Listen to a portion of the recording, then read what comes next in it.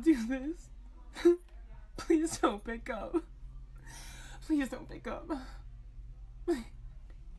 Hi, is this Tony? Hi, this. Don't cry. Don't cry.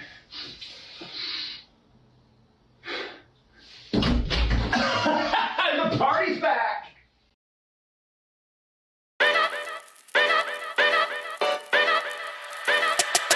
Yo!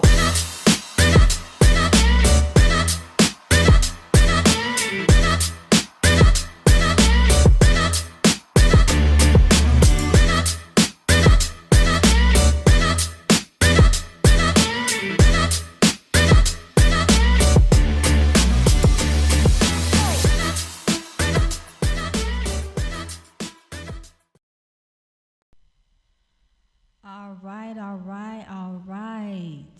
It is time for another episode of Supportive Advice Live. I appreciate everyone who is coming aboard. Trying to make sure I can see everybody, all comments, all that good stuff. We'll see what happens. I am like a severe multitasker, so I didn't really have a topic, in all honesty, at least not at first, But, I think that, hey everybody, I'm doing a live podcast. This is going to be the only time I explain this, but I'm doing a live podcast, so feel free, join, look, like, very much like, share. A lot of shares, a lot of likes, a lot of shares. So do that. I'm probably not going to be responding to any comments because my attention is going to be this way because I'm live on multiple platforms. However, again, share, like, like. Okay. So, I think that I want to rant today. I feel like I am in such a space to rant today. As a therapist, there are things that I know, there are things that I have learned. But as a semi-functional, semi-dysfunctional individual, man, sometimes I just want to rant. And the thing that I want to rant about today is ungrateful children. That's what I want to talk about. I want to talk about ungrateful children. That is what I want to talk about today. Again, welcome to another episode of Supportive Advice. Everybody who's joining via Facebook, everybody that's joining via YouTube, anybody that is joining the live on TikTok, anybody who is live on CALLIN. I know there was a lot of things that I just named right now, but that is what we're doing. I am in a place right now where, you know what, I just want to rant. I want to rant. I don't want to be right. I don't mind being wrong, right? I just want to rant. And the thing that I want to rant about today is ungrateful children. Just completely ungrateful children. Just ungrateful for no reason. Just ridiculous. Just ungrateful. And I feel like I can rant about this topic because I am a mom. And sometimes kids, very ungrateful. With that being said, I'm going to go into a story, right?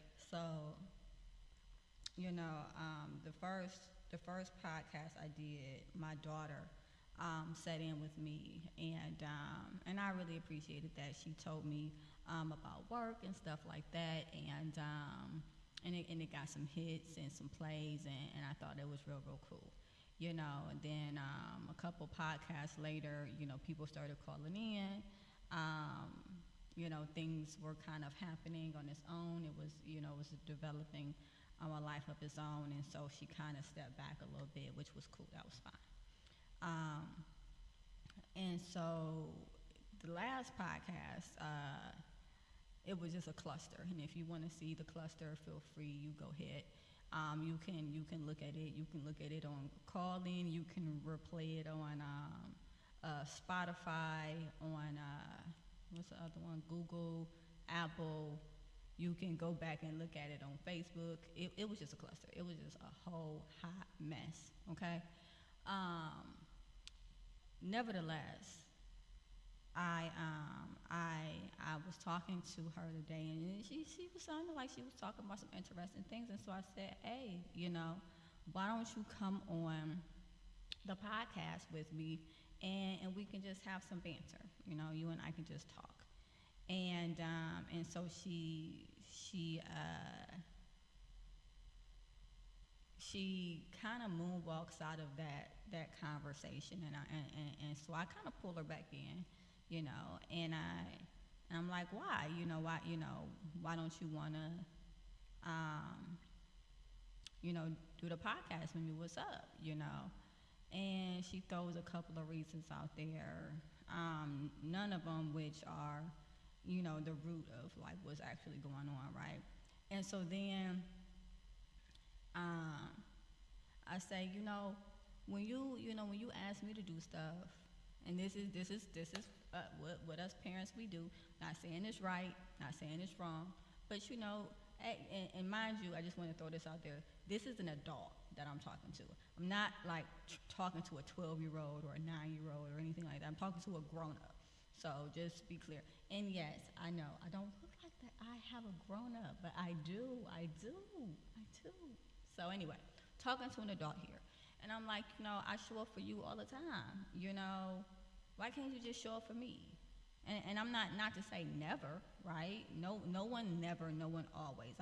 I'm really quick to say that. No one never, no one always. If you hear someone saying never or you hear someone saying always, then they're telling a lie, okay? But anyway, I'm just like, why can't you just show up for me? And so I gave a valid example of a time where I was momming it up, as I typically did. She was trying out for a play, and she froze, as kids do. I think she was like 10 or something, 10 or 11, whatever. I think 11. It doesn't really matter. Anyway, I'm pregnant, and I'm not just a little bit pregnant. I'm like pregnant, like barely walking, waddling, whatever, pregnant, and I see her freezing, and as she's freezing, I go to save her. And now, if I was talking to a client right now, I would 150% say, don't do that. Do not save your children from normal experiences that they're going to have, experiences where they're embarrassed, experiences where they might have anxiety. They'll never learn how to cope with any of those things if you always try to save them from themselves or from having any type of experience outside of happiness. So I wasn't a therapist at that time, and I saw her, looking like a deer in some headlights, right? And so I get again, pregnant, that's the nicest word I'm going to use there, and I jump on stage. Please don't judge me. Please don't judge me. It's not something that I would do now. It is not anything that I would ever do now. But I jumped on stage. And I looked at her and I said, I turned her towards me and I said, I'm not gonna say her name, I'm gonna just name, it's me and you. It's just me and you. Don't worry about it. It's gonna be okay. It's just me and you. And again, I caution parents against this. And the reason why I caution parents against this is because it does not put them in any position to be able to cope with, self-soothe, or handle any type of disappointment, any type of anxiety, any type of anything. So then by the time they're an adult, they're not good at coping with these things, right? Nevertheless, I say to her, hey, it's just me and you, say the lines, act like that you're just talking to me, and I'm standing there, and and people are looking at me like I'm crazy, and I might have done the same thing. I mean, literally, I'm big as a house, and I'm jumping on stage, trying to save her from herself. Which, I think is a big mistake that sometimes we make as parents, and I'll admit I've definitely made that. But with that being said, and there was no acknowledgement. There was nothing. It was nothing, nada, right? And she says to me, but this one time when we was at the store, and you was in a car and I was in the store, and you left from where I couldn't see you no more, and then you came back, and I'm like, what are you talking? Like, I just talked to you about this heroic moment. Like, I'm talking to you about this heroic moment where me and my pregnant self ran and jumped on stage just to be there for you because you were having anxiety or you were nervous or whatever the case may be. And you talking to me about one time when you was in the store and I don't know, probably went in the drive-thru or something, and you couldn't see my car for 60 seconds, and then I'm like, seriously, like you cannot be serious right now. It's I was just like, am I in the twilight zone or like what? Because I've been left. Now, I ain't gonna say no names, but my mama didn't play. Get an attitude.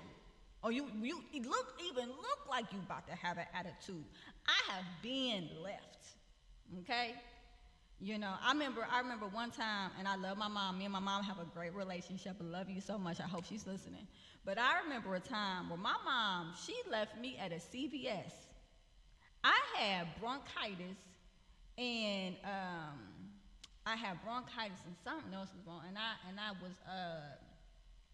I was at the CVS. She had taken me to the CVS after I had just left out the emergency room. And she started talking to me about something. For the life of me, I can't recall exactly what it is, but whatever. I didn't say the right thing, right? And to this day, I don't know what that right thing was, but I didn't say it, whatever it was. I didn't say the thing. And she looked at me, and she left me at the CVS. And it was winter. It's wintertime. It's winter. It's cold. I don't know any of y'all from Ohio, but in the winter in Ohio, it get cold. Okay, it's not California dreaming. It's freezing, is what it is. And she left me at the CVS with bronchitis or whatever else I had going on at the time, and because it's just a different generation. It's like it's just different. It's not something I would ever do, to my kids or whatnot, because as you can see, I'm still like traumatized by that. I'm just like, I'm 38 years old, still talking about when she left me in the CVS when I was like 20 or something. But at the end of the day, the therapist in me, because there is a therapist in me. There's a therapist in me because I am a therapist and I talk to people all the time. So yes, there's a therapist in me. And the therapist in me wants to validate, the emotion. I want to stay clear of minimizing. I want to make sure that I am, using I statements. I want to make sure that I am just doing it, like making sure that I am completely acknowledging her. But the me and me, the just regular person in me wanted to just be like, what are you talking about? Like, so you just gonna dismiss my whole heroics where I acrobated pregnant on the stage for you, and you want to talk about a one time where I drove you to the store. I drove you there. And then you sit on the phone the whole time because apparently I'm a chauffeur. I'm a chauffeur. Obviously, I'm a chauffeur. So you want to sit in a car on your phone the whole time ignoring me when I'm doing this thing that you asked me to do. And then you go into the store and I'm waiting on you. And then what? I go for like, I don't know how many seconds, I'll be honest with you. I'm going to say 60 because why not? And you come out, you just so happen to come out the store right then, and I'm not just sitting in front of the store. What? Oh, tragedy. You know, you were 16. You could have been catching the bus to the store. You know, it's like, but at the end of the day, it's just like, how ungrateful do you have to be to only want to hold on to every negative experience that you've ever had? Like, how ungrateful do you have to be? Like, this child has literally blocked out the first 8 to 9 years of her life. And I said, why? What is that about? Why? People ask me, did something happen to her? You know, was there something traumatic that was going on? What was happening? Why would she block out the first 8, 9 years of her life? Nothing happened. Nothing. We went on trips. We went to the park all the time. I took her to museums. I was paying into, you know, because I was a young mom. I wasn't like a 16-year-old mom, which is nothing wrong with that if you're, you know, I mean, do what you do, you know, just do your best at it. But, you know, at the end of the day, I wasn't a 16-year-old mom, but I was a 19-year-old mom. So I was a young mom. And the whole playing with kids thing, that wasn't really my jam, you know what I'm saying? But I kept thinking to myself, you know, pour into this time, pour in, right? Because eventually, she's going to appreciate it. And she's going to appreciate you. So we would, you know, I would take her ice skating. We would go, you know, to the museums, like I said, take her to the movies. We would just go. We would just hang out, just me and her, hang out, right? She don't remember none of that. I could have just sat her down in front of the TV. I could have sat down next to her. And that's just how we could have spent the first 8, 9 years of her life, apparently, because she don't remember nothing. But let something happen that she didn't like. She could tell you about that like it was yesterday. It's like, but seriously, like, at what point do you appreciate like, I appreciate my mom. Was she perfect? No. Was I perfect? No, absolutely not. But at the end, because, you know, I didn't become a therapist until a little later on, you know. And at 19, if I sat up here in front of your face and said I had my whole life together and I knew exactly how to be a mom and what I was supposed to do and all of that stuff, then I would be lying to you. I would absolutely be lying to you, because that's not the truth. It's not the truth, you know. And so I was growing up with her. You know, she was the first roommate I ever had, and she ain't paid no rent neither. But, you know, at the end of the day, like, that was my everything. That was my everything. You know, she was my everything. And you know, and so sometimes to have so many years have passed and to have someone look at you and just be so ungrateful for everything that you've done. I mean, I get the aspect of, well, you're my mom, you're supposed to X, Y, Z, Z, Y, X, right? But it's like, goodness gracious, like, I did more than I had to do, as many parents do, as many of us parents do out here. I didn't just status quo you.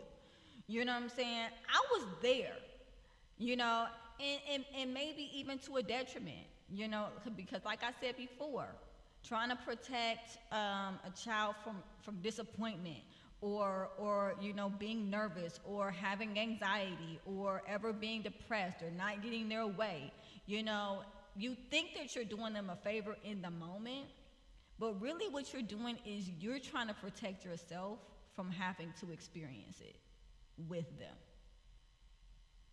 And it's selfish. It's selfish because they need that. They need to experience it. They need to experience disappointment. That doesn't mean be a jacked up parent and never keep your word. I'm not saying that. But they need to experience that. They need to experience adversity. Because if they don't, they're not going to know how to deal with it.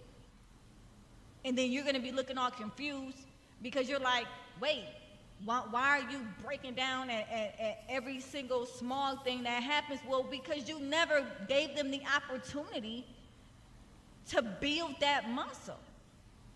And I don't know who I'm talking to out there. I really don't, but I know I'm talking to me because that's what I did. I wanted to create this euphoric, perfect environment for her. Now, by the second one, it was kind of like you get loves, and anybody who's seen a love commercial, you know what I'm talking about. But at the end of the day, I wanted to create this perfect environment, an environment that didn't do anything essentially but stunt her growth. But I just feel like with the amount that you do sometimes as a parent, you look back and you're like, okay, so you didn't appreciate none of that? Like, none of that mattered to you. So that was just, I could have just not did it. There is some animosity there. Like, I feel that. I'm like, raising a child isn't easy. Now, granted, she didn't ask to be here, la, la, la. I get that argument. But at the end of the day, it's not easy. So when you're doing all of that, when you're putting all of yourself into trying to be the best mother you can, one of the things that keeps you going is, one day they'll appreciate it. One day they'll give a crap about this time. They'll care. And then you got them looking in your face and they don't care at all. Like, anybody can tell me that doesn't matter to them. But I, as a mother, it matters to me. As a mother, it matters to me. Now, as a therapist, I can help somebody work through it. That's fine. I help people all the time as a therapist. But therapists are human. So this podcast is not about me just being a therapist. This podcast is about me being human, transparent, so that I can actually help people that are having real emotions and real feelings. So, with that being said, I got a speaker, so we'll do that.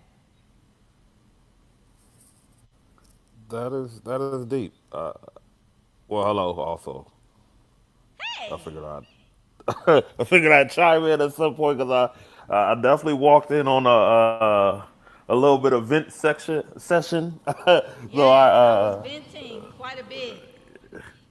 well, that's a good thing though, because it's more room out than in, as my uncle used to say, for other reasons. But anywho, now before I say something, let me just throw this out there that I'm a unicorn. I don't have any kids. However, I don't believe that disqualifies me from having a valid opinion that is helpful. But I don't think it disqualifies you either. So go ahead.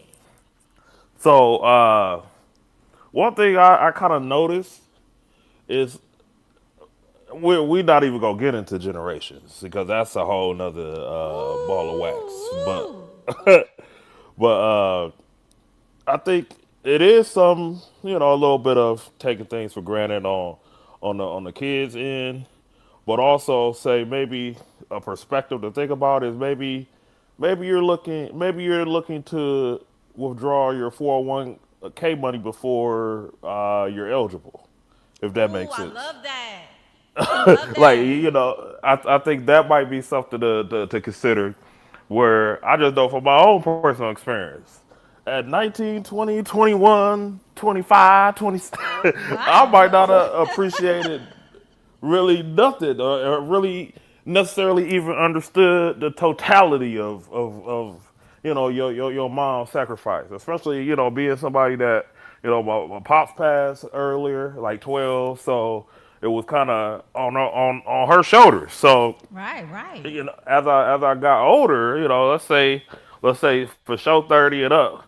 Okay, all right, now I get it. Oh, okay. Oh, this is what you was doing. Oh, what man? What is this? I don't want no parts of this. This is crazy. So I think in order to appreciate something, you kind of gotta live something. So I That's think that true. might be I think that's the whole thing to maybe think about. And I might this might be a little sobering to say, but you probably have a little bit more pouring in to do also. So there's that. But yeah, that's just look at it as you're trying to withdraw early, and just expect it a little bit later. It's, So, it's, I it's, mean, I will say that that is a perspective. It is a perspective, and it's a valid perspective, right? I think that my perspective is a little skewed, right? Because at 19, I was a mom, right? And so, with her being the same age I was when I had her, there's a part of me that I think is expecting some type of emotional maturity, um, because at her age, I had to mature. I had to, put somebody before me. I had to be able to care about what she wanted above what I wanted in order to be the type of mom that I wanted to be. And so it's not, that I think that at 19 someone is not capable. I just think that sometimes there's a choice that's not being made. At 18, I could appreciate my mother. I didn't always like her. I mean, I love her. Mom, if you're listening, I love you, But I ain't always like her, But, at some point, you can start to appreciate a little bit, or at least if somebody is saying, hey, you know, they're asking you to show up. Can you show up for me? And you choose not to. Like, I don't know if that, I don't know what that is, but, it's not, it's like I'm asking you for something specific. Show up, and you're like, nah, I'm cool. Because this one time when we went to the store, and then you was in the car, and then I was in the store, you wasn't right out there when I was like, it's like what, like that's but I mean, I'm like, the what are even you talking about? What are you talking like that that? How do you think you got to the store? Hello? I don't think Good I just night. know. I Good know night. women are from my experience, I should say. Let me qualify it. I've noticed that women seem to mature before men do. So I know for myself. You mentioned how you don't had to care for others and do all this grown stuff. I'm taking a free 96 Contour and I'm trading it in for a 95 Eldorado because I want to have rims and I want to go have fun and get girls. So, needless to say, my priorities was a little different than say yours at 19. So, polar opposites, if you will. So, and that is me as being, a male. So I could even with that said, I think it's just what some are forced to do and what some are allowed to do at certain ages. If you don't have to grow up too fast, you're not going to just do it automatically, chances are, unless there's something that's driving you. So to have a perspective that, oh, well, she did all this when I was younger, and all, that ain't necessarily coming just yet. That is, if it is, I am hats off to you, young lady or young man, but just knowing how I was, I'm like, oh, Young I'm lady. just glad you Hold on, working hold a on, hold on. job and, Wait, and, pause, and pause, going to pause. school. We got cameras. Pause, pause, pause. They aren't feeling the situation 100% guys and girls are different for sure. Yeah, guys and girls are different for sure. Thank you, Young Lion. I mean, Dante, yes, guys and girls are different. When I was 18 years old, I was very self absorbed. Here, let me just throw this back. I was the only child. So just roll with that. Preaching to the choir. I'm the only Right? child as well. I have a half brother and a half sister that I love very, very much. If you guys are listening, I love you guys.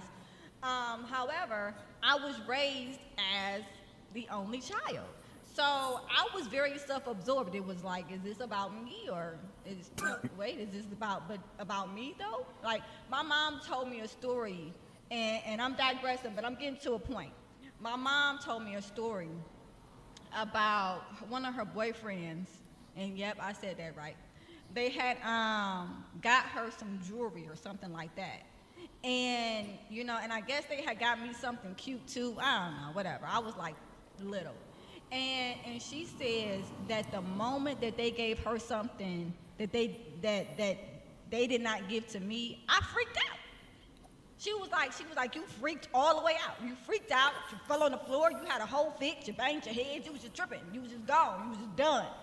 And it's like, okay, well, a part of that stayed with me. So at 19 years old, to look at that pregnancy test, it was a out of body experience to say the least, right?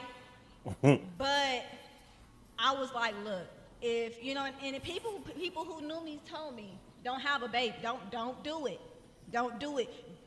I had so many people tell me, you're not meant for motherhood, right?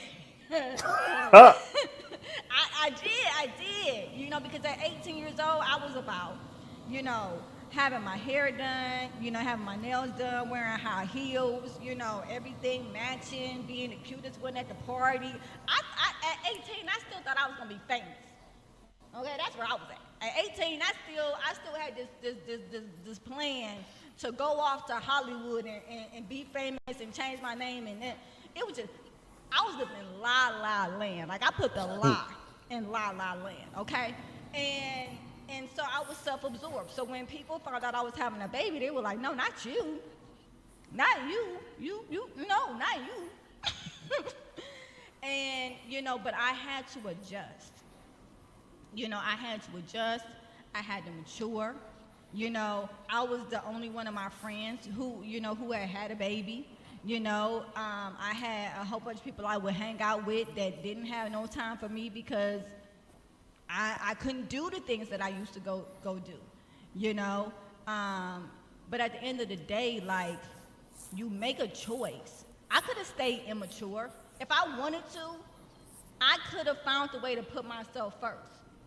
I could have found a way to hand her off to my mom or hand her off to whoever and still live whatever life I wanted to live. But I made a choice. And so sometimes it's not just about what you're forced to do, it's about what you choose to do.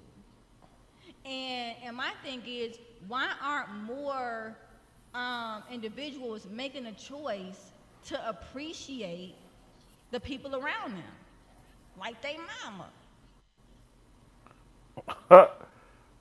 That is that's a very loaded question, but I do agree that it's a choice, but I think in some aspects you have to understand what your choices are, because to kind of piggyback off the whole only child thing, man, that was the life. This particular child is a one of one, none before, none to come. That was me. So I definitely relate to that. But then I would say there was a sense of, I had younger cousins, and I kind of, I wasn't 100% about me, but I probably was a smooth 84.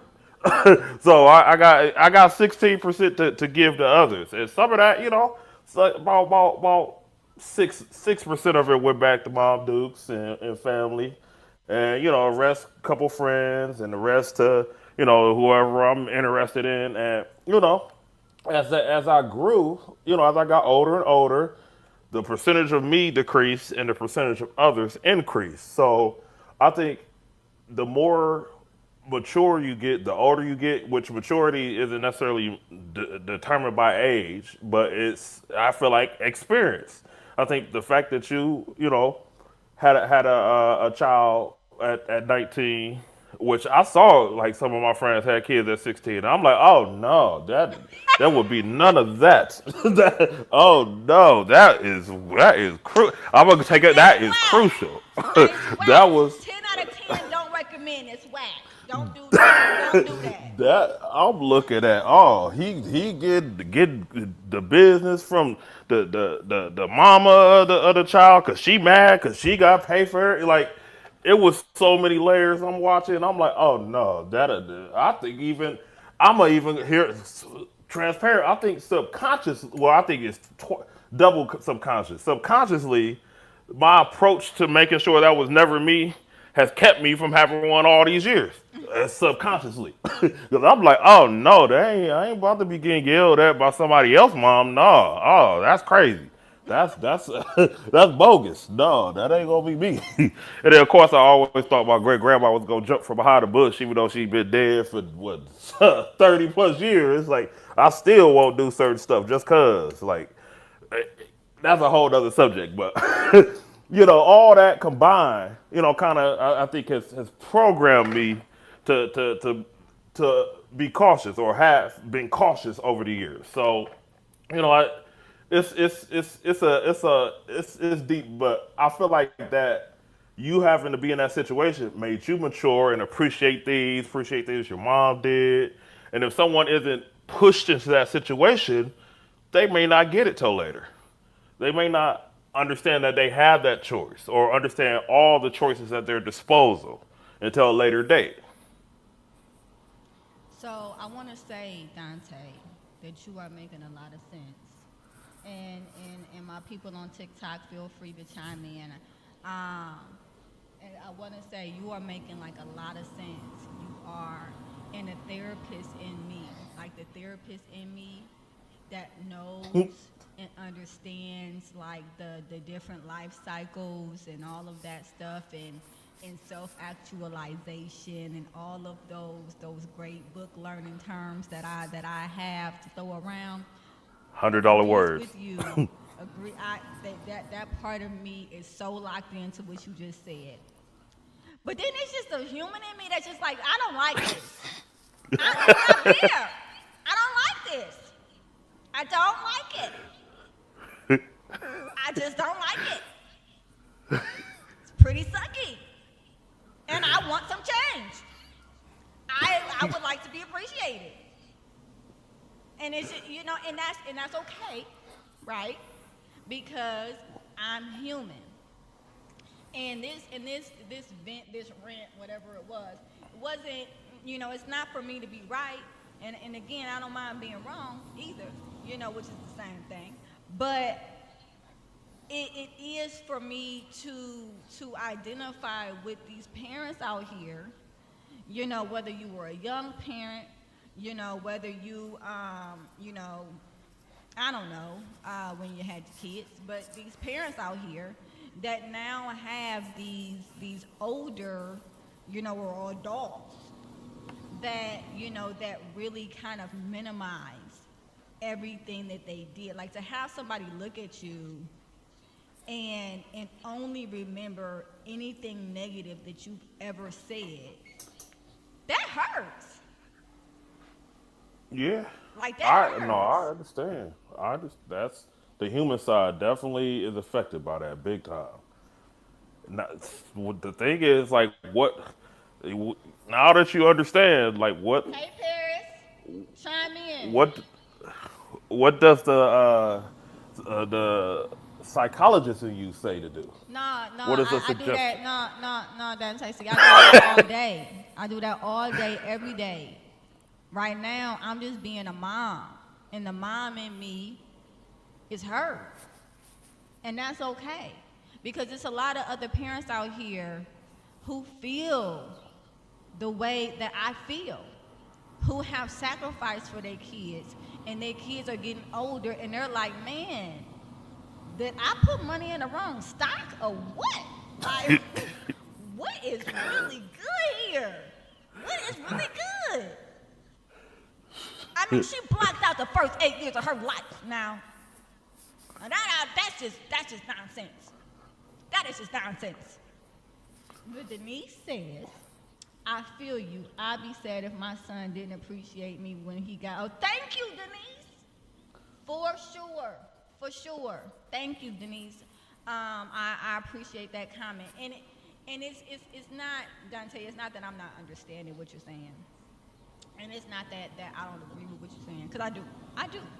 And the therapist in me does. See, like normally, I would be the one sitting where you sitting, and then a client would be me right now, and they'll be, going on and on about their emotions, and I would be saying some stuff that you're saying, But right now, I'm making space for parents out there that feel what I'm feeling, where you're just like, a thank you would suffice.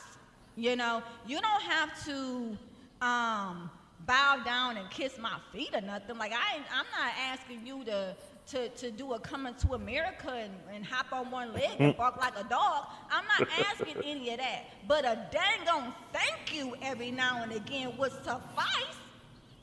Why is that too much to ask? You're not wrong, and that is yeah, and especially sitting in your seat, you dealing with others' issues, it definitely could take a toll on you. So you do have to take time to express how you feel in a good way, and be unapologetic for it. Yeah, So and I'm unapologetic because it doesn't, like people will say, well, you're voicing this opinion, or you're dying on this hill or whatever, and they think that it takes away from me being a therapist. It doesn't. It doesn't take anything away from me being a therapist, but it does show people that I'm human. And it does, the clients that actually do come to me, clients that do have kids adults, really adults, that live in the house, that argue with them, that don't say thank you, that still expect them to treat them the same way that they did when they was kids, it's like those clients, see, they don't know why I empathize with them and why I can't empathize with them the way that I am, but it's because I am a parent, and because I know what it's like to do everything that you possibly can, and somebody's in your house. I mean, our house, right? We're a family. But anyway, your house, and they looking at you cockeyed. They yelling at you for eating some waffles. You know what I'm saying? Like, it's like, hey, What? hold the phone, player. Eating waffles. You know what I'm saying? Like it's like you're an adult, right? Kind of. And so you go on and you get your own food, right? But you get food that's the same food that everybody else buy in the house. You don't put your name on nothing, even though people done told you like 50,000 times to put your name on your stuff. Because see, when I buy food for everybody, but apparently when you buy food, you only buy food for you, and that's whatever, right? But put your name on it. And then, when someone is nice enough to wake up in the morning to cook everybody some breakfast, and not just themselves, everybody, you want to pitch a fit about them touching your waffles. And so I'm like, look, like I think it for me, I think that even though it started with a, hey, can I get a thank you? I think that it goes even further than that, because there is just a level of unappreciation along with entitlement that just is like, ah, okay? It's like, come on. So, yeah, that is. So tell me about the waffles though, Dante. Was you doing that? No, I wasn't doing nothing like that. No, no, I wasn't doing that. But what? Now, one thing I can say, and this is, I have been watching from afar because I grew up in a family of women on both sides of the family. Women, when it comes to the parent and the offspring, y'all are straight out vicious. Y'all are different than a mom and a son and a daughter and a mother are two different. Oh my goodness! I don't know if y'all know who Tony Baker. I never knew that it was so much of a difference. What you Where talking it'll about, be some of Dante? the most. I What you I talking won't. No about? names, please. No, there are no names, Now but I who? won't Now mention who any. you talking about? What you talking about? I won't mention any names, but there are certain family dynamics that I have seen where a mother and daughter have interacted in a very I'm a just toxic way at times in comparison to a mother and son where it'll be everything will be copacetic. There'll be things that maybe the mother don't like or this or that, but as far as the interaction, like on a day to day, in house, it's a little different than the mother daughter, and that's just what I've seen in certain. I need an example. I need an example, So Dante. so there is.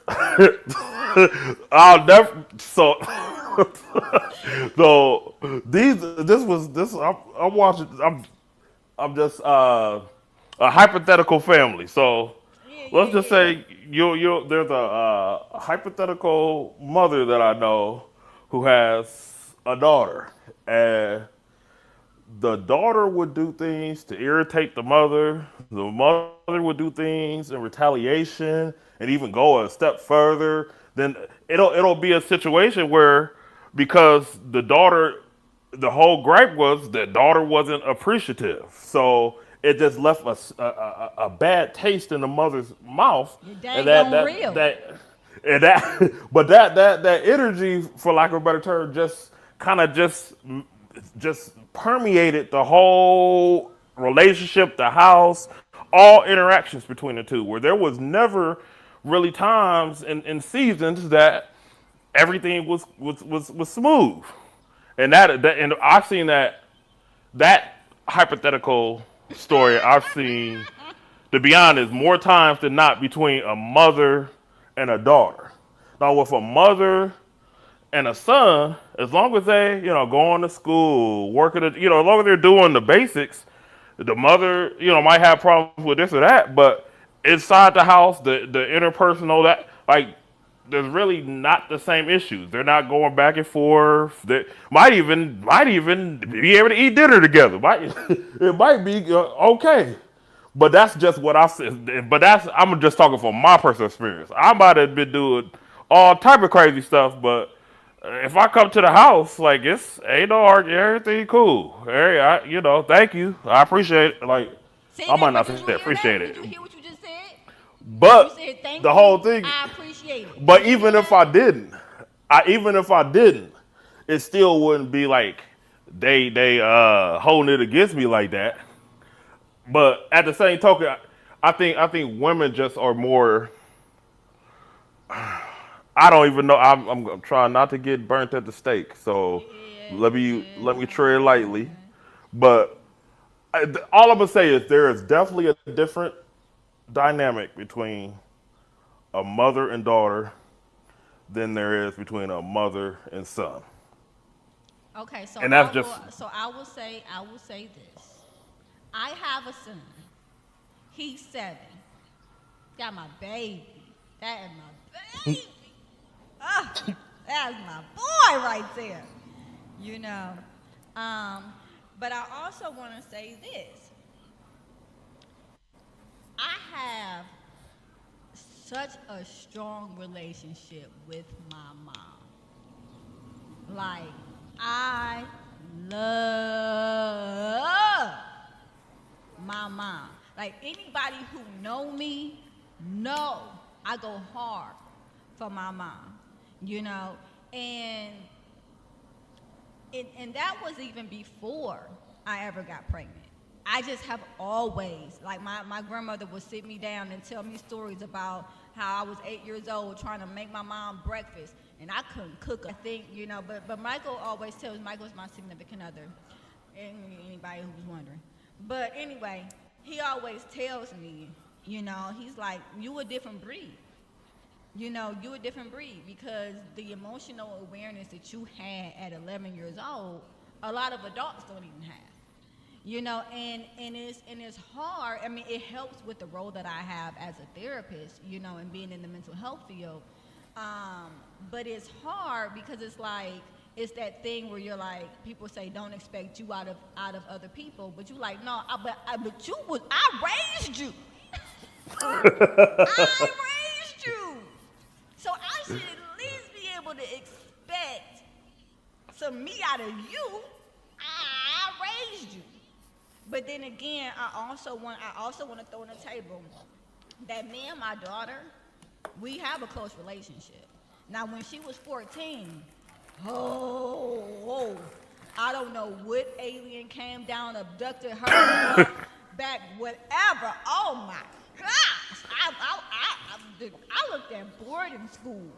Like I was about to, I was just about to move one day, and she was just gonna come back to an empty house. Like I don't know what was happening. I don't know what type of, her head was spinning around. And all I got to say,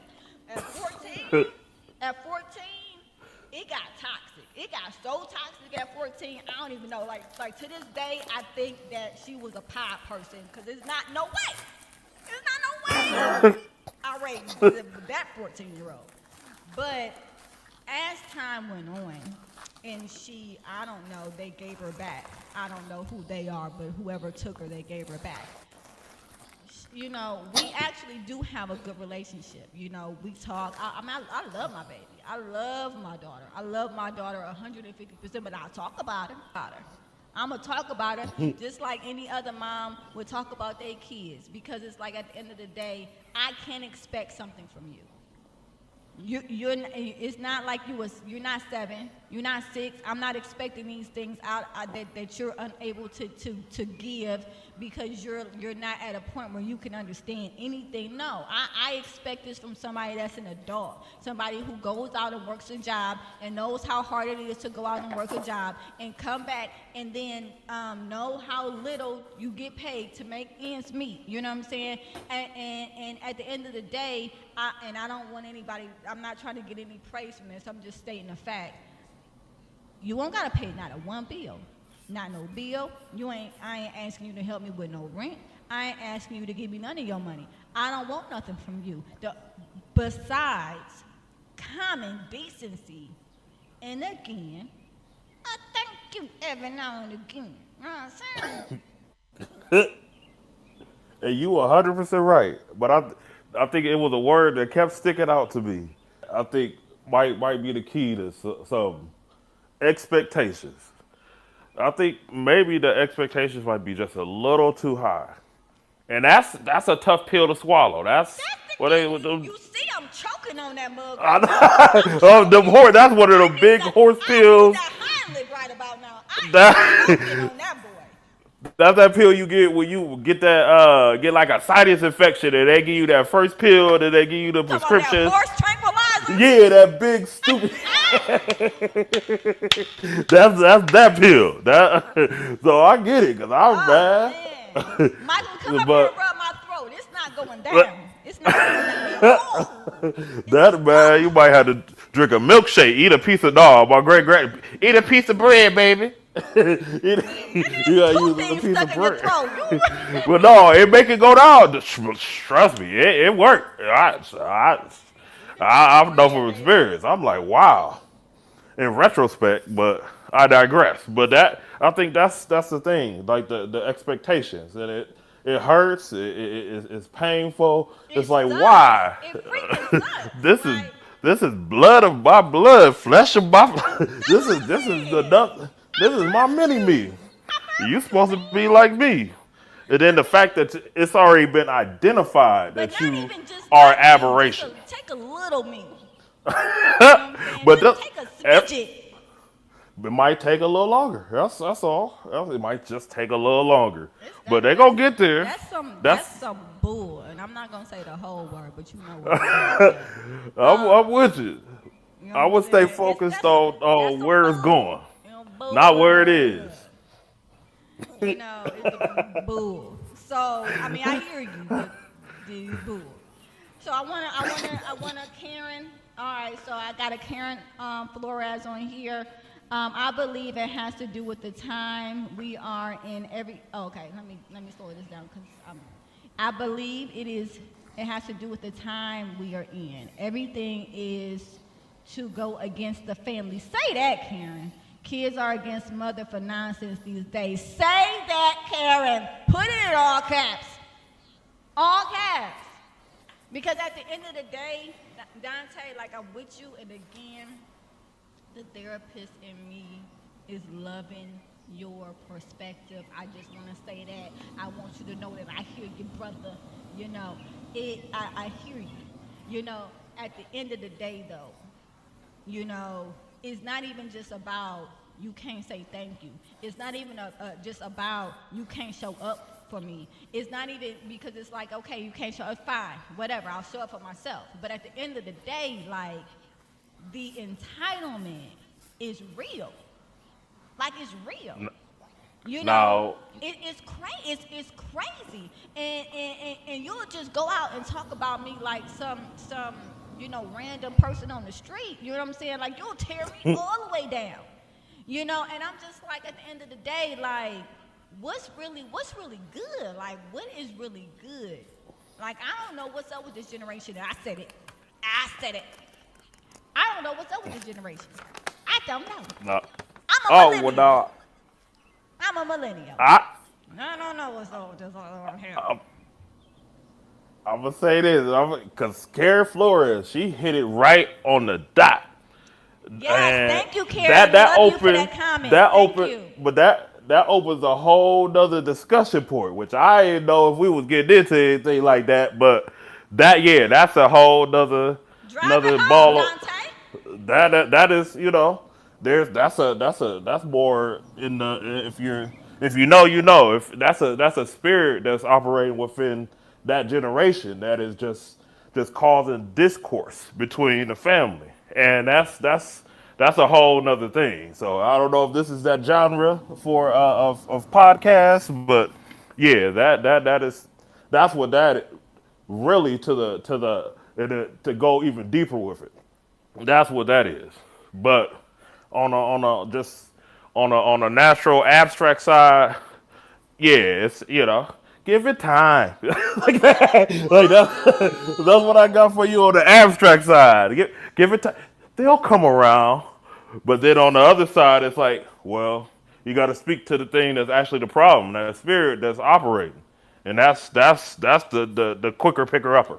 That's the thing that's gonna fix it. That's them traits that go back 3-4 generations. Like that's stuff that ain't even got nothing to do with you directly. Like that's some stuff that was here before you got here, before we got here. So there's that. So So there is that, and I'm going to sweep that under the rug a little bit there, and kind of creep over it. But there is that aspect. There, like with everything, there is a spiritual aspect to it. But even in just a natural, aspect, the way that I was raised, the way that my mother was raised, the way that my grandmother was raised, like there's just some things you just wouldn't do. You know what I'm saying? There's just things that you wouldn't do. And whether you were a kid, a teenager, or grown up, like you just wouldn't do it. And I see a lot on TikTok, people be talking about Gen X, and I'm like, a part of me, I was confused for a long time because I'm like, man, I sound like I'm from Gen X, but it was just things that were not allowed. It just wasn't allowed. And when I was, when I first had my daughter at, again, I had her at 19. When I first had her, I came home, lived with my mom for about 4 months before me and Leah got our own apartment. And when I say My mom wasn't playing no games. If she came in and I wasn't up, cleaning up, doing something, I could have been up with the baby all night. It didn't even matter. Didn't matter. If I wasn't up doing chores, making sure that everything was together, I got reamed. Do you know how many times she said, "Get out"? Like getting out was like her favorite words, but it was just things that you just did not do. You know, like I mean, I'm literally listening to a 19-year-old pitch a fit about some waffles, carrying on like they pay a mortgage. Like, and then I look at myself and I'm like, girl, what did you do? That you shouldn't have. When did you make that left? When you maybe should have stayed straight or took a right or what? What is it? Because as a parent, you don't want to be your parents, right? I mean, maybe there's some people who Right. do. But for A the most form. part, as a parent, Some. you don't want to be your parent, right? And so you try to do things opposite your parent, but then you see the result and be like, man, now I realize why my mom did it that way. You know, I'm like, Yeah. it's too much. You know, now and again, and just to throw this out there, just want to make sure everybody knows, I love my daughter. I love all my kids, you know, and me and her, we have a great relationship. We'll get into an argument on Saturday. We'll be cool on Sunday. You know, she gonna be pissed off that I talked about her in my podcast, and maybe she won't talk to me for the rest of the day, but I'm sure I'll talk to her tomorrow. At the end of the day, though, you know, we have a very strong relationship. But, you know, I was like, at what point, as a parent, and apparently not now, according to Dante, can you say, like, all right, you know, I paid into this. It may not have reached full maturity, but I can get a couple dollars out, right? It won't have Couple the dollars, though. value. It won't have the value that you put into it. It's like that. You expected a 6 month CD, and it's a 5 year. You know, it's one of those. So you just gotta wait the course, and that's a harder thing said than done. It's But keep in some mind B and some that's S is what I'm. that's a, that's still on the that's still on the abstract side. And you know, and that's typically where I stay, right? Because the field that I'm in as a therapist, you know, doing psychology, I am all about the science, you know, figuring out why people do the things that they do. I went into marriage and family therapy because I was always interested in systemic studies, right? You know, and so for me, A plus B is supposed to equal C. So when I'm in a situation where I'm like, no, I put in this, and putting in this is supposed to beget that, and it ain't. Now I'm just confused. And I think that for me, that's more or less what it is. It's like, okay, now if I didn't give this, then you know, to try to take something out that I didn't put in, then that doesn't make any sense. But to try to take out what I'm putting in and continue to put in and will continue to put in, because that's the person I am, you know, it's like, man, this ain't making no sense. This is like saying 2 + 2 = 5. It don't equal 5, man. And that I relate, cause yeah, if somebody tell me a one plus two equals 47, I'm gonna need to see the math. I need show me the math. I need to know. So I definitely relate to that. But I never really wanted to go in that field because I don't like it. Like I don't like Tell me how you the really because feel, that's Dante. I mean because it's too it take a like you are special. Well, I'll tell you that because in Oh, order to thank you. deal with but what I'm saying is to deal with people in that way, like that ain't everybody. Like I can't be a doctor. I can't be a I can be a lawyer, but I can't. I could. There's certain fields that you have to give too much of yourself in order to kind of like operate in that field at a with a at a certain excellence level. And ain't anybody got time for that. That's a lot. That's a Nobody lot. got time for it, huh? That's I mean it over here for me. Oh, That's okay. that that's that was something I knew early because just the way that just the type of person I am, like I would be heavily invested in so like I would be thinking I could be somewhere eating shrimp and I'd be like I wonder what Miss Johnson I wonder did she actually talked to her son and then they figured it out or like I would be thinking about some stuff watching the Browns it's like what like it's yeah, I can't. No, that ain't that type of thing ain't for me. Cause it's like See, I have to use my own strength for it. that is, and see what you're describing. Now I get to get technical, right? Now I get to bring the therapist out. I done bitched and moaned enough, so now I get to bring the therapist out. All right, so what you're describing, right, is emotional boundaries. As a therapist, if you do not have emotional boundaries, you will end up getting way too invested.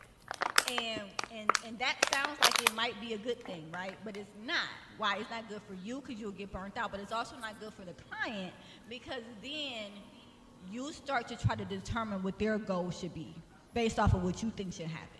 This ain't choose your own adventure book. It's their goals. It's supposed to be their goals. And so you have to have emotional boundaries. You know, can you feel with your clients? Absolutely. You know, some of my clients have suffered major losses. Do I feel with them 150%? I do. But do I also remember that it's happening around me, but it's not happening to me? Yes, I do. And when I get off of that session with the client, when they leave, they have to go on about their life, and I have to go on about mine. I have to still be a mother. I have to still be a significant other. I have to still be a daughter. I have to still be a student. You know, I have to still be able to do all of these different things, and I can't do that if I'm so obsessed, because that becomes an obsession. If I'm so obsessed with how the story turns out that I'm trying to script the characters. It's always gonna be that one. You can have that rule and operate real good with that rule, but then that one just pop up. That's yeah. That's something that I'm like, oh yeah. Cause I actually thought about going back to the story last week about trying to self-diagnose myself. I actually thought about going into Don't do your that, field. people. Do not don't Yeah, self-diagnose yourself. I Please find a therapist. know. Cause Supportmidlife.com. yeah, don't do that. But but that so but that's that's like something that I knew early. Like oh no, I can't because it's just too much and just really having an aunt who worked in that field and saw what she was dealing with. She knew how to put things in compartmentalize things. Like me, I can, but it's gonna be that one that's like, wait a minute, oh, okay, hold on, this person they ain't got this and they never had this here. Like it's gonna be like it's gonna be too much. Like where I was like, it's just gonna hit me. But as I'm learning now, there's various reasons for that I may not have knew then that I've learned recently. But yeah, that is something I knew I early. have a Like very puzzled oh, face now. I don't know what you're talking about. What is the reason for that again there, sir? because there's gonna be that one. If I was in your field or if I was a doctor and I'm seeing certain patients and I see some that are trying but there's something that they're just missing. I'm gonna want to supplement that missing. Oh, God forbid if there was if I somehow turned into a SVU detective. Oh my Oh god, there's gonna Lord. be yeah, that's watching Benson and them.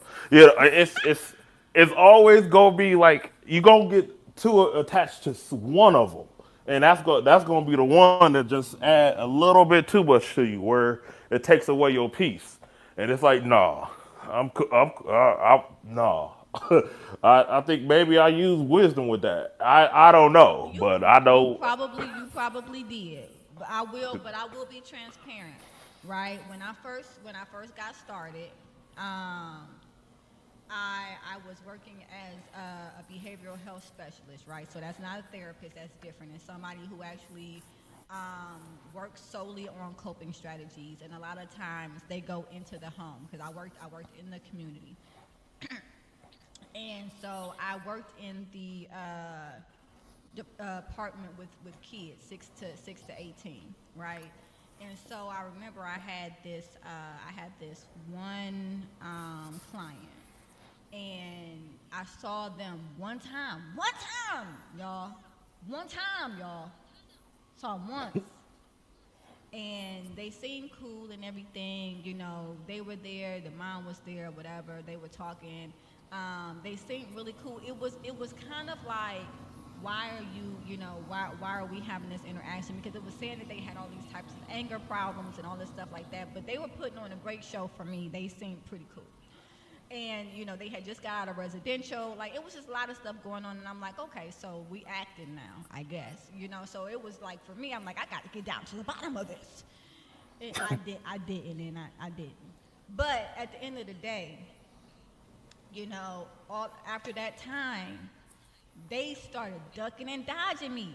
I'm calling. I'm trying to set up another appointment. They ducking and dodging me like something serious. So I go to my supervisor and I'm like, and this is my homegirl now, even to this day. She like, close them. I was like, what? She was like, close them. They don't want the service no more. I was like, but no. There's something else there. I must know. I need no. I can't just close it. She's like, close them. And so I, being the person that I was at that time, I popped up on them. I sure enough did. Popped up on them. And I got out of my car. And it was dark too. It wasn't daytime.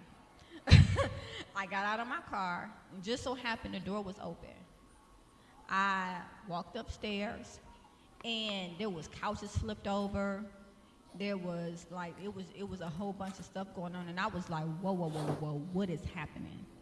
And they're like, oh, well, we got to move right now. Just out of nowhere, we got to move right now. This place is abandoned, and it was just some nonsense. And I'm trying to talk to the girl, and I'm like, hey, blink twice if you if you not okay. Like, say something. Like, but it's okay, everything's good. I was just like, if you could just. Do you know sign language? Just twitch or something. Let me know what's good, right? And nobody's telling me anything, and I didn't want to leave. I didn't want to leave. And they're like, okay, well, we got to get moving. So they don't even know where they're going. They making phone calls, talking about, hey, there's this one place over on Huff. If you're from Cleveland and you know where Huff is, then you know why I didn't want to leave. So it was like, we got this one place, and all we got to do is rig up the plumbing. Rig up the what? Rig up the what? This girl is 12. No, everything in me wanted to grab that girl and put her in a car and drive away. Now that's kidnapping. Nobody ever do that. That's kidnapping. Don't do that. But I wanted to. And when I walked down the stairs back to my car, I bawled my eyes out. I cried all the way home. I cried. I got in the house. I cried. I was trying to go to sleep. I couldn't go to sleep. I was crying. I was just crying because I was so emotionally invested. Really, in all honesty, I was triggered. But at the time, it just felt like over emotional investment. Nevertheless, like I talked to my supervisor about it. While I was talking to my supervisor, I was crying, just not even cute crying either, just not a nose, just nasty crying, and it was just a big deal for me. So much so. Now listen to this. So much so, I quit.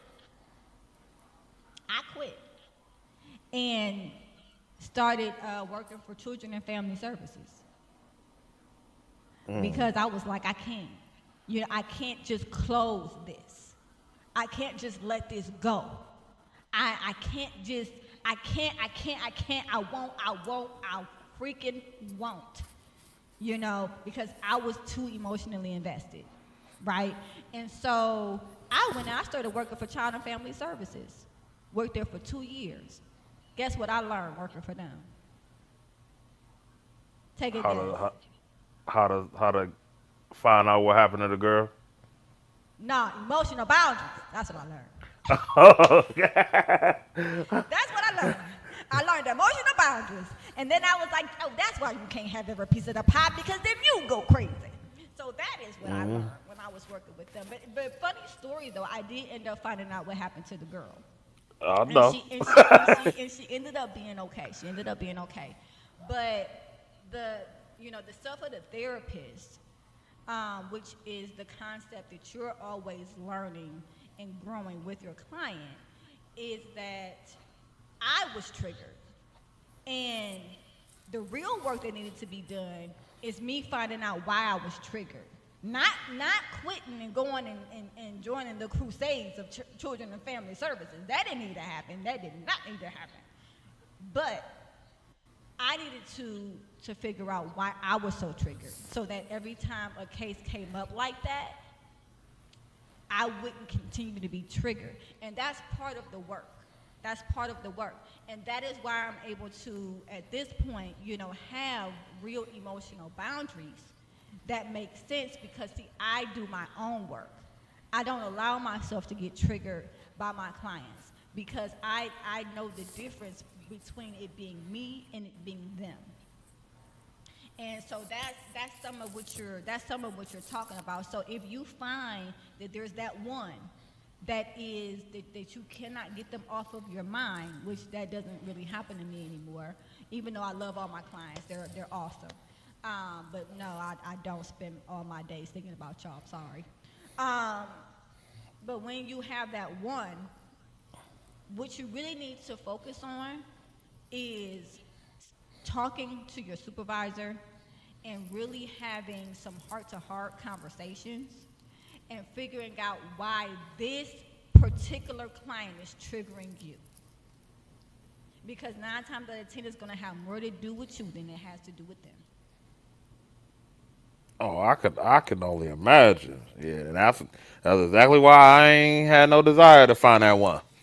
I'm like, no, this you not about to. Who was that? Vivian Green, me, a emotional roller coaster, me. I ain't about to. No, I no, ain't. no. I ain't about to do none of that. There would be none of that. But that's that may have been my form of uh, compartmentalizing, where I just stayed all the way from it. It's. I'm sure there's a lot of people that stayed away from certain people because maybe they didn't had a certain body odor or looked a certain way Body odor. or I mean I don't I'm We just talking giving about BO but now? but I'm just saying there was reasons where they felt that they weren't able to interact with this person or interact with this thing or go this place.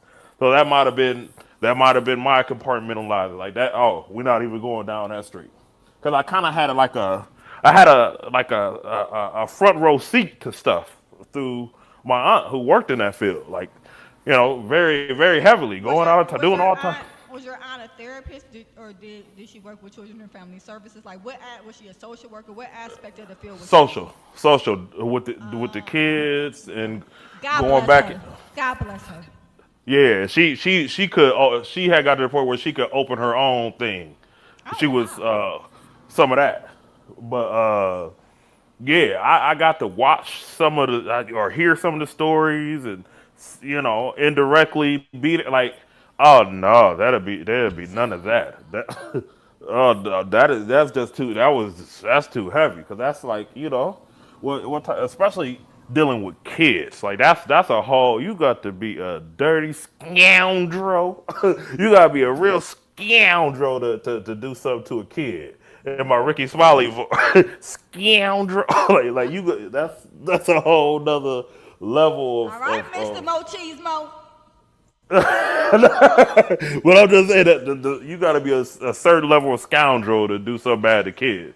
So to hear some of the story like that, I'm like, man, I'll be the touch somebody. I'll be the, but no, I'm cool. I can't. There's too many triggers. Like I had a little bit more of a temper back then. Oh no, no, thank you. No, And I will say this, it can be triggering. And it's interesting that when I had a smaller piece of the pie, I thought I wanted the whole pie. See thoughts. That's why I always say, be careful with the decisions you make, man.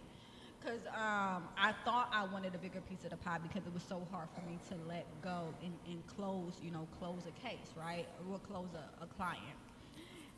But once I got the rest of the pie, I was like, oh no, oh no, no, no, no, no, no, no, no. Like you had to be a lawyer, you had to be a parent, you had to be a teacher, you had to be, you had to be everything. You had to be everything. You had to be everything. Like talk about what is it PTSD.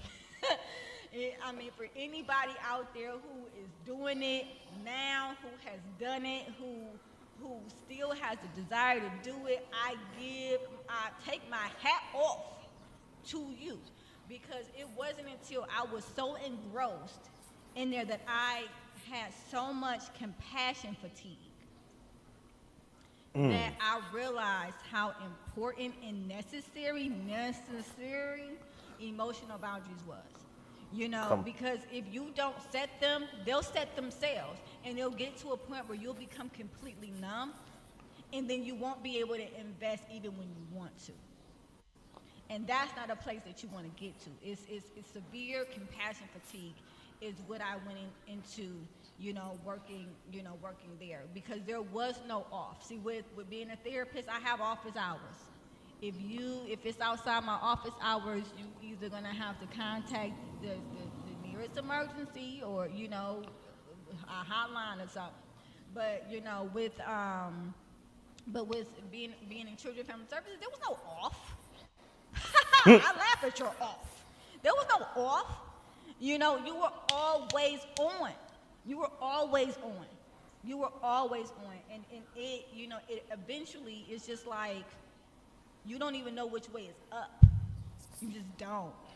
And so by the time I was done with that, I was begging for that smaller piece of the pie. I was like, that looks filling over there. I ate too much over here. Can I go back over there? I would like some over there now.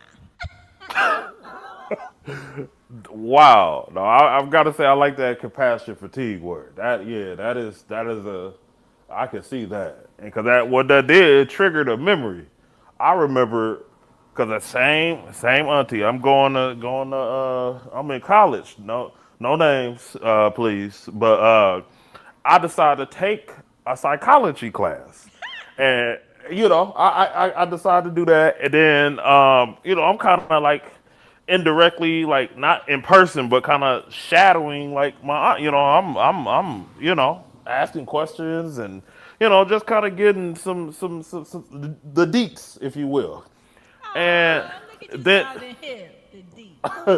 so I I just kind of get the scenario in my head. Like I can see myself getting tired of this and being like, I don't care about nobody no more because it hurt. So now I done lived a jaded life. I got three kids by a woman I don't love. I'm divorced now because I don't even know how to love no more because I dealt with these people in my job. Like I got to get like dramatic and like Oh, that. I remember like literally a thought like that. Like I imagined myself like Al Bundy and like like because I'm too jaded. Like I'll never forget that. And then I'm like, oh no, I'm cool. Let me be Leon Bibb or something. Let me let me do something fun. I ain't nobody got time for that. do something fun. No, Yeah. I'm with you. Because for me, for certain people, and these are amazing, amazing people. They do it day in and day out. Like that is their life,